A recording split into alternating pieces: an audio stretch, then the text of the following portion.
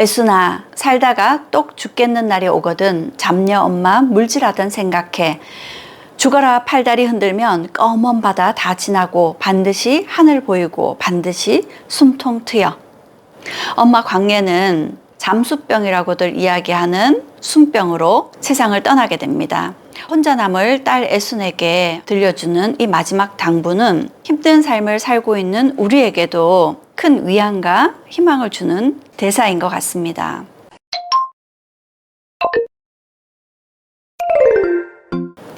마지막으로 해녀들의 공동체 문화입니다. 드라마를 보면 해녀를 일컬어 해녀 이모가 아니라 해녀 삼촌이라고 이야기를 하죠.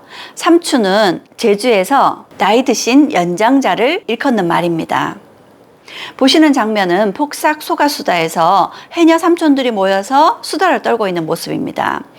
이 해녀 삼촌들 주변으로 돌이 둘러싸여 있는데 이렇게 둘러쳐진 돌을 불턱이라고 합니다. 불턱은 해녀들의 쉼터라고 할 수 있습니다. 이곳에서 옷을 갈아입기도 하고 어린 아이를 챙기거나 갓난아이에게 젖을 주기도 합니다. 그리고 추울 때는 중간에 화덕에서 불을 피워 몸을 녹이기도 하고요. 서로 파도의 상태라든지 물속에서의 필요한 정보들을 나누기도 합니다. 요즘으로 얘기하면 이 불턱은 해녀들의 카페라고도 볼 수 있겠죠. 하지만 불턱에서 많은 이야기들이 오가다 보면 자칫 오해가 생길 수 있고 분란이 생길 수도 있습니다. 그래서 해녀들에게는 불턱에서 나눈 이야기는 절대 밖으로 옮기지 않는다라는 철칙이 있습니다. 해녀 공동체에서 생길 수 있는 갈등이나 분쟁을 사전에 예방하는 좋은 아이디어가 아닌가 싶습니다. 해녀 공동체에서는 이런 일들도 함께 결정을 합니다.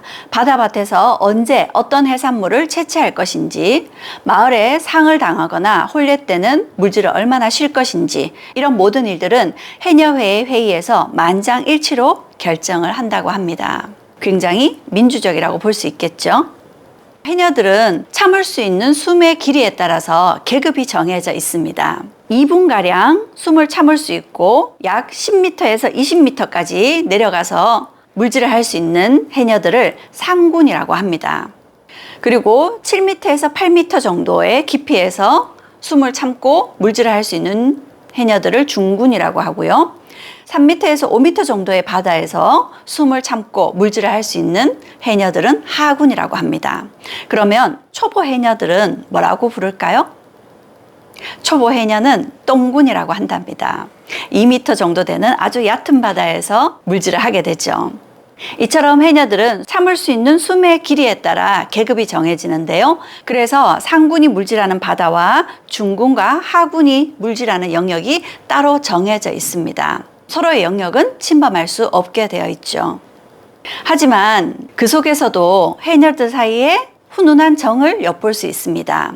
상군 해녀들은 애기 해녀를 위해서 전복이나 소라를 슬쩍 넣어줍니다. 이걸 개석이라고 하죠.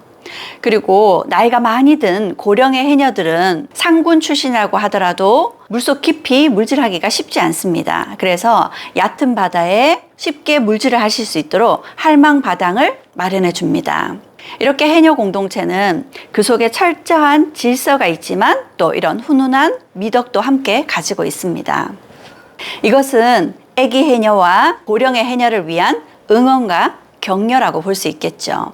이처럼 해녀 공동체는 철저한 질서와 규칙을 갖고 있기도 하지만 그 속에 훈훈한 정과 미덕을 품고 있습니다. 해녀 공동체 사이에 이런 규칙이 만들어진 것은 해녀들 사이에 바다는 골고루 나누어야 된다는 마인드를 갖고 있기 때문에 가능한 것이었습니다. 해녀들은 공동으로 물질을 하기도 합니다. 그리고 미역을 채취하거나 톳을 채취할 때는 대부분 공동으로 작업이 이루어집니다. 그러면 공동으로 작업해서 벌어들이는 수익금은요, 역시 공동으로 쓰이게 됩니다. 그 대표적인 것이 학교 바당과 이장 바당입니다. 함께 공동 작업을 해서 거둬들인 수익으로는 자녀들의 육성의 불을 낸다든지 이장을 통해서 마을 공동체를 위해서 쓰이도록 기부하게 되죠. 실제로 이런 일이 있었습니다. 1950년에서 70년대 학교 바당을 통해서 채취한 해산물 수익금으로 육성회비를 못 내는 학생들을 지원해 주었습니다.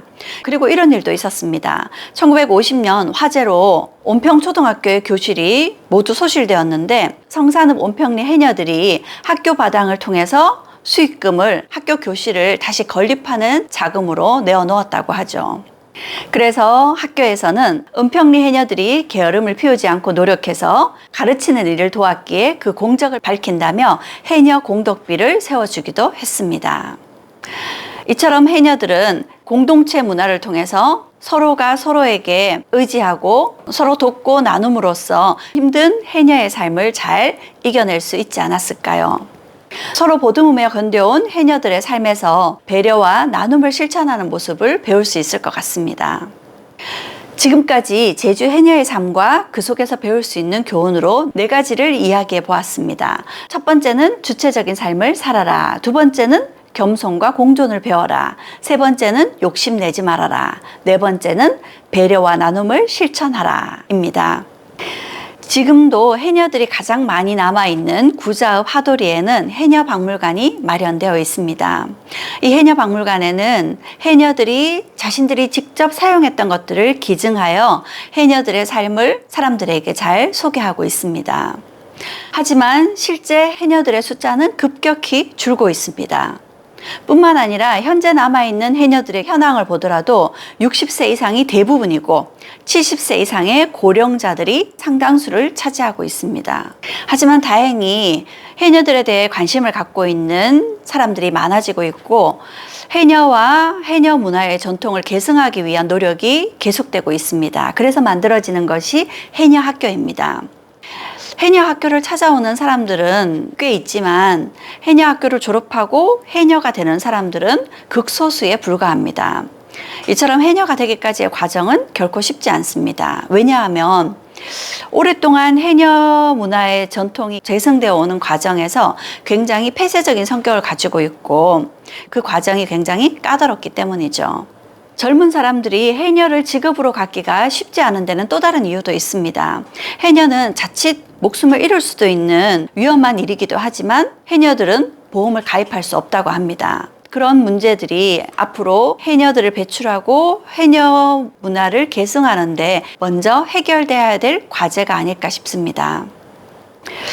해녀들의 삶은 쉽지 않았습니다. 하지만 이렇게 바다의 파도처럼 얼굴에 주름이 자글자글해진 해녀분들도 죽어서도 바다에서 물질하면서 살고 싶다고들 이야기를 합니다.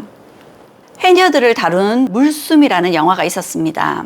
해녀들에게 배우는 명쾌한 숨의 한 수라고 하죠. 그런데 이 영화에서도 해녀들은 이렇게 이야기를 합니다. 바다가 밥이고 집이고 나는 다시 태어나도 또 해녀가 되고 싶어. 바다는 해녀들에게 도대체 어떤 존재이길래 해녀들은 이렇게 바다를 놓지 못하는 걸까요? 해녀들을 바다로 이끄는 힘은 무엇일까요? 해녀들은 마음이 괴로울 때도 바다에 가면 슬픔을 잊어버릴 수 있다고 합니다. 그것이 물의 힘이라고 합니다. 지금까지 제주 해녀들의 삶과 그 문화를 살펴봤습니다. 폭삭 소가수다에서 엄마 광예가 딸 애순에게 들려주는 마지막 당부가 있습니다. 애순아, 살다가 똑 죽겠는 날이 오거든 잡녀 엄마 물질하던 생각해. 죽어라 팔다리 흔들면 검은 바다 다 지나고 반드시 하늘 보이고 반드시 숨통 트여. 엄마 광예는 잠수병이라고들 이야기하는 숨병으로 세상을 떠나게 됩니다.